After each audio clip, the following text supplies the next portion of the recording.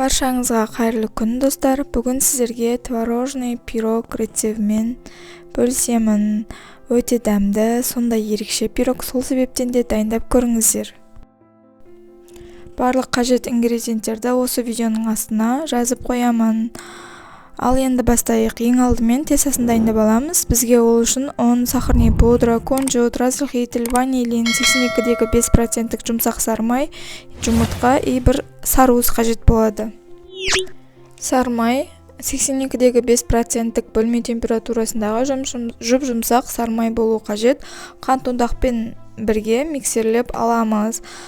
Қант ұнтақтың орнына қантты да пайдалансаңыздар болады, бірақ ол дұрыс ермей, теста дұрыс болмай қалуы мүмкін. Сол үшін жаңағыдай қант ұнтағын пайдаланғандарыңыз жақсы.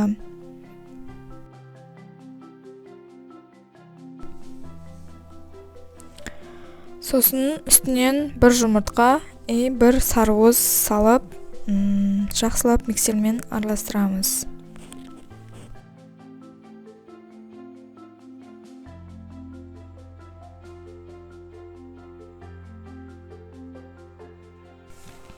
Жақсылап араластырып болған соң миксерді шетке алып қоямыз дағын.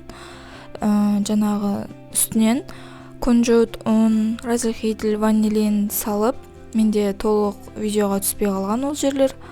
Сол заттардың барлығын салып, жұмсақ қамыр илейсіздер.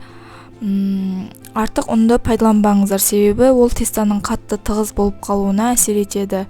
Менде жоғары сұрыпты ұн және де 82-дегі 5% сары май, сондықтан теста ерекше дәмді болып шығады. 25-35 формасын жасап алып, тестаны бір тегіс етіп жайыңыздар. Қаласаңыз оқтаумен де жайсаңыздар болады. Форманың шетіне бортигін шығарып жайыңыздар, себебі начинка құйған кезде ағып кетпеу керек.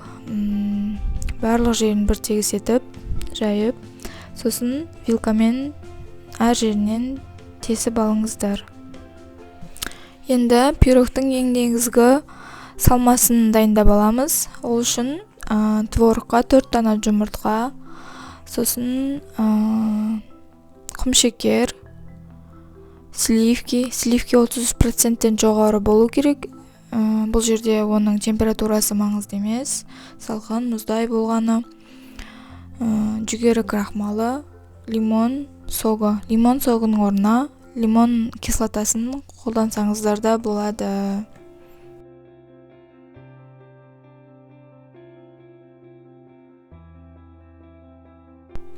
Барлығын бірге әдемі масса болғанға дейін араластырамыз.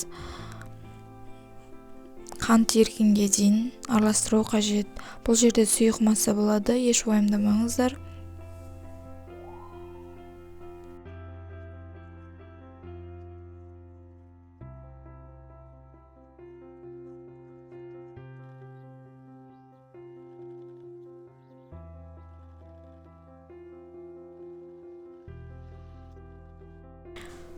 Дайын болған салманы жаңағы тестамыздың ішіне құйып аламыз. Шеттерінің барлығына жеткізіп, бір тегіс етіп құйып алыңыздар. Осы уақытта міндетті түрде пешті қыздырып қойыңыздар. Конвекциямен емес, верх-вниз режимі бойынша 150-180 градуста 35-40 минут, кейде одан да жоғары уақытта піседі. Әркімнің пеші әр түрлі.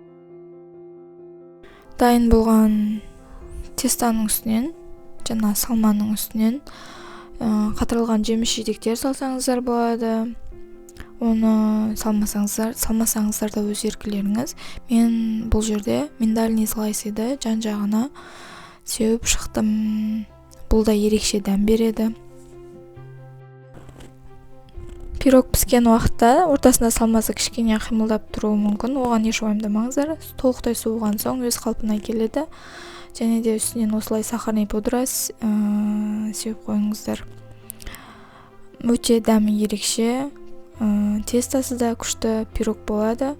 Үйлеріңізге қонақ күтсеңіздер де дайындасаңыздар, сіздерге риза болып жеп кетеді. Міндетті түрде дайындап көріңіздер. Менің каналыма тіркеліп, комментарий жазып, лайк басуды ұмытпаңыздар. Барлықтарыңызға ас болсын.